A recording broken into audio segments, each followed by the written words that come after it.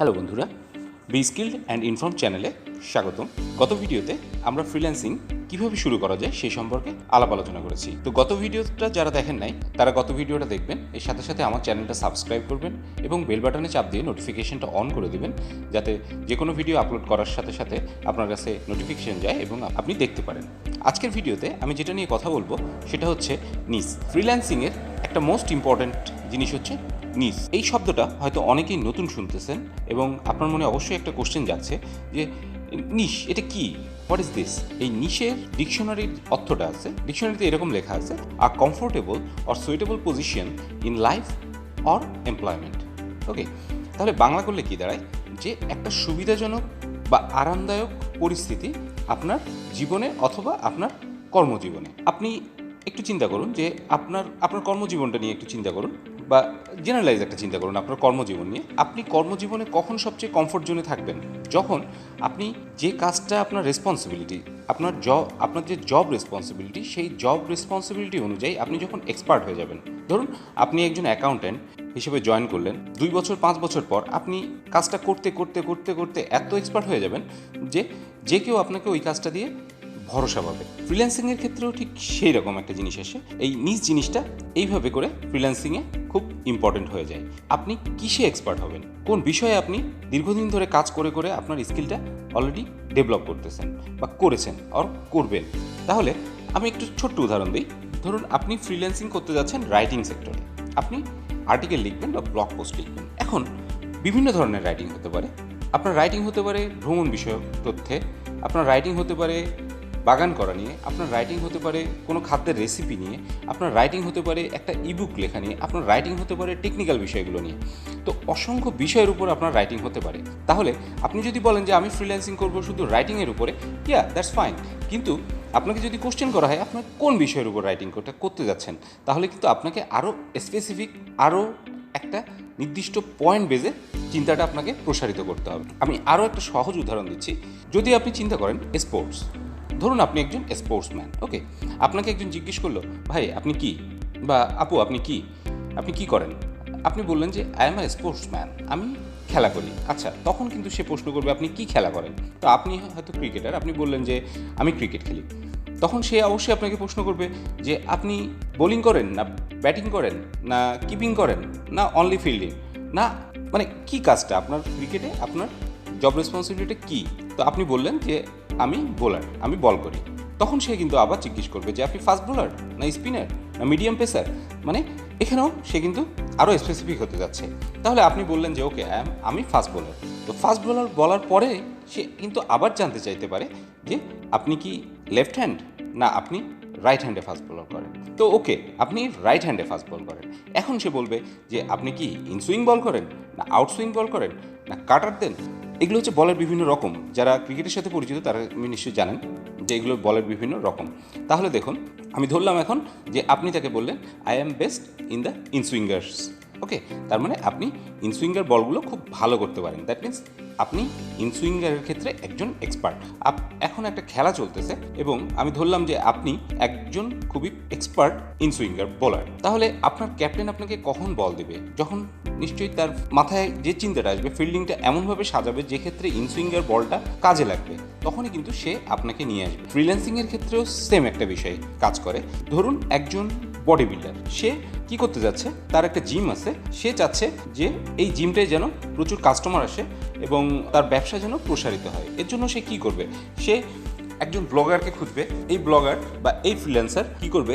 তার জন্য একটা আর্টিকেল লিখে দিবে, বিভিন্ন আর্টিকেল লিখে দিবে। সেই আর্টিকেলগুলো কি করবে? সে ছাপাবে, পেপারে ছাপাবে বা ম্যাগাজিনে ছাপাবে, যাতে এই আর্টিকেলের মাধ্যম দিয়ে আসলে কি করবে, সে তার ব্যবসাটাকে প্রমোট করতেছে তার কাস্টমারদের কাছে। তো সে বডি বিল্ডার, বাট সে কিন্তু জানে না যে কিভাবে রাইটিংটা করতে হয়। সে আপনাকে কেন নিবে? এটা একটা কোশ্চেন, যে ওই বডি বিল্ডার বা ওই জিমের মালিক আপনাকে কেন নিবে? ধরুন এই জিমের মালিক বা এই বডি বিল্ডার ভদ্রলোক একজন রাইটার খুঁজতেছে, যে রাইটার ওয়েট লুজ করার বিষয়ে খুবই জ্ঞাত। তখন সে কি করবে? ওই ফ্রিল্যান্সারটাকেই বা ওই রাইটারটাকেই তার এই আর্টিকেল লেখার কাজটা দিবে। সে যখন দেখবে যে না, এই ভদ্রলোক এই বিষয়ের উপর, খালি ওয়েট লসের বিষয়ে অনেকগুলো আর্টিকেল লিখছে এবং এটা খুব সমাদৃত এবং এই আর্টিকেলগুলোর উপর অনেক কমেন্ট আছে এবং তার লেখাটা খুব ভালো, সে অনেক জানে, সে বুঝতে পারবে যে নলেজেবল। তো যার লেখাটা সে পছন্দ করলো সে অবশ্যই একটা নলেজেবল পারসন, এই বিষয় সম্পর্কে সে অনেক জানে, সে এই কারণেই এত ভালো আর্টিকেল প্রোভাইড করতে পারে বা স্যাম্পল হিসেবে তার এত ভালো আর্টিকেলগুলো দিয়ে রেখেছে যে ওই জিমের মালিক দেখে তাকে হায়ার করে দেবে। তো সেমভাবে আপনি যে বিষয়ে ফ্রিল্যান্সিং করতে যাচ্ছেন সেই বিষয়ে যখন আপনার নলেজ হবে অনেক বেশি এবং আপনার এক্সপিরিয়েন্সও অনেক ভালো আকারে হবে, তখন কাস্টমার সহজেই আপনাকে চয়েস করে নেবে। আমি এখন যেটাতে আসব সেটা হচ্ছে আপনি এই নিচটা কেমনভাবে চয়েস করবেন, আপনি আপনার সাবজেক্টে কীভাবে চয়েস করবেন, যে সাবজেক্টে কাজ করতে যাচ্ছেন, ফ্রিল্যান্সিং করতে যাচ্ছেন সেই সাবজেক্টে কীভাবে চয়েস করবেন বা নিচটা কেমনভাবে চয়েস করবেন। আপনাকে প্রথমে যেটা কোশ্চেনের উত্তর নিজেকে নিজে দিতে হবে সেটা হচ্ছে আপনি কোন কাজটা ভালো পারেন। আপনি কি ফটোগ্রাফি করতে ভালো পারেন, আপনি কি ভিডিও এডিটিং করতে ভালো পারেন, আপনি কি আর্টিকেল লিখতে ভালো পারেন, নাকি আপনি ট্রান্সলেশন করতে ভালো পারেন। এই জিনিসটা আপনাকে সেলফ অ্যাসেসমেন্ট করতে হবে, আপনাকে নিজেকে জিজ্ঞেস করতে হবে, নিজেকে উত্তর দিতে হবে। ওকে, তাহলে what you are good at, আপনি ভালো কিসে। এরপর যেটা আসবে 2 নম্বরে সেটা হচ্ছে আপনি কি করতে ভালোবাসেন। ওকে, আপনি হয়তো পড়ালেখায় ভালো কিন্তু পড়ালেখা করতে আপনি ভালোবাসেন না, আপনি ভালোবাসেন ছবি তুলতে, তাহলে আপনার এখানে ভালো লাগার একটা বিষয় থাকবে। আপনি দেখা যাচ্ছে পড়ালেখা ভালো পারেন বাট পড়ালেখা করতে আপনি ভালোবাসেন না, তার মানে এটা ঠিক আপনার পারফেক্ট নিজ হচ্ছে না। আপনাকে একটা কম্বিনেশন আনতে হবে যে আপনি ভালো, দেখা যাচ্ছে ফটোগ্রাফি আপনি করতে পারেন এবং আপনি ফটোগ্রাফিটা আবার ভালোবাসেন, ঠিক আছে, তাহলে ফটোগ্রাফিটা কিন্তু তখন আপনার পিক পয়েন্টে চলে আসবে, আপনি এটাকেই চয়েস করবেন। এখানে আরেকটা বিষয় থাকবে গুরুত্বপূর্ণ, সেটা হচ্ছে যে মার্কেট রিসার্চ, আর্নিং স্কোপ।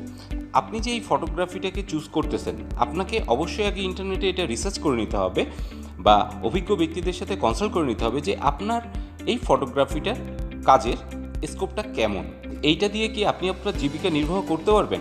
ফ্রিল্যান্সিংয়ের মূল টার্গেটটাই হচ্ছে আমরা ঘরে বসে যে কোনো সময়ে যে কোনো জায়গায় বসে আমাদের ইচ্ছা মতো কাজ করে, আমাদের সুবিধা মতো কাজ করে আমি আমার জীবিকা নির্বাহ করব। তাহলে আপনাকে অবশ্যই দেখতে হবে যে আপনি যে কাজটা ভালো পারেন, আপনি যে কাজটা করতে ভালোবাসেন সেই কাজটার বাণিজ্যিক কোনো ভ্যালু আছে কি না, কোনো কাস্টমার এটা কিনতে যাচ্ছে কি না।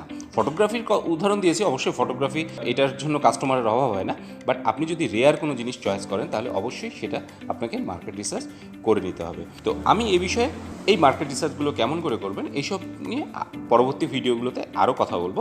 আপনি আজকে থেকে আপনি নিজেকে কয়েকদিন সময় দিয়ে আপনি আপনার নিচটা আগে সিলেক্ট করে নিন যে কোন নিচটা নিয়ে আপনি কাজ করবেন, আপনার ফ্রিল্যান্স ক্যারিয়ারটা বিল্ড আপ করবেন। তাহলে এটা হবে খুবই একটা ক্রিটিক্যাল এবং ভালো ডিসিশন এবং ভালো একটা কাজ হবে যেটা পরবর্তীতে আপনি এটার ফল ভোগ করতে পারবেন। যাই হোক, আমি একটা অবশ্যই এখানে স্বীকার করবো, আমার একটা সাজেশন আপনাদেরকে আমি দিব যে আপনারা যখন প্রাথমিকভাবে কাজ শুরু করবেন তখন কাজ কিন্তু অত হবে না। আপনারা দেখা যাচ্ছে কাজের জন্য 1 মাস 2 মাস 3 মাস ওয়েট করার পরে একটা কাজ পাবেন, দুইটা কাজ পাবেন। তাহলে তখন কিন্তু আপনি এত চুজি হবেন না যে না আমি খালি অ্যানিমেল ফটোগ্রাফি করব আর কোনো কাজ করব না। আপনি তখন অত চুজি হবেন না, যে ফটোগ্রাফারই কাজ আসুক না কেন আপনি সেটা নিয়ে নেবেন। আপনি যদি ফটোগ্রাফি নিজটা পছন্দ করেন তাহলে আপনি অত স্পেসিফিকভাবে তখন যাবেন না, আপনার যে কাজটাই আসবে ফটোগ্রাফি রিলেটেড আপনি তখন নিয়ে নেবেন। যত দিন যাবে আপনার যত এক্সপিরিয়েন্স বাড়তে থাকবে তত আপনি আরও আপনার যে নিজটা আছে তার দিকে ফোকাসড হতে পারবেন। আপনি এই সুযোগ অবশ্যই পাবেন যে আপনি যে ওয়াইল্ড লাইফ ফটোগ্রাফি বা অ্যানিমেল ফটোগ্রাফি যেটাই আপনার পছন্দ হোক না কেন, ফটোগ্রাফি যদি আপনার নিজটা পছন্দ করে থাকেন তাহলে এই ওয়াইল্ড লাইফ ফটোগ্রাফি বা অ্যানিমেল ফটোগ্রাফির দিকে আপনি অবশ্যই এক্সপার্ট হয়ে উঠতে পারবেন। এই নিজ সিলেকশনটা কিন্তু আপনি যে শুরু করে দিলেন চিন্তাভাবনা এবং ডিসিশন নিয়ে নিলেন তা কিন্তু না, আপনি যে কোনো একটা বা দুইটা সাবজেক্ট চয়েস করুন, কাজ করতে থাকুন, দিনে দিনে যত আপনার অভিজ্ঞতা বাড়তে থাকবে অটোমেটিক্যালি আপনার চিন্তাধারা যত সুগঠিত হবে আপনি আপনার নিজ নিয়ে কাজ করতে শুরু করবেন এবং আপনার আর্নিং রেটটাও তখন অনেক হাই হয়ে যাবে। আমার ভিডিওটা যদি ভালো লেগে থাকে বন্ধুরা তাহলে অবশ্যই লাইক বাটনে একটু ক্লিক করবেন, আমার চ্যানেলটাকে সাবস্ক্রাইব করবেন। আজকের ভিডিওটি দেখার জন্য অসংখ্য ধন্যবাদ বন্ধুরা, ভালো থাকবেন।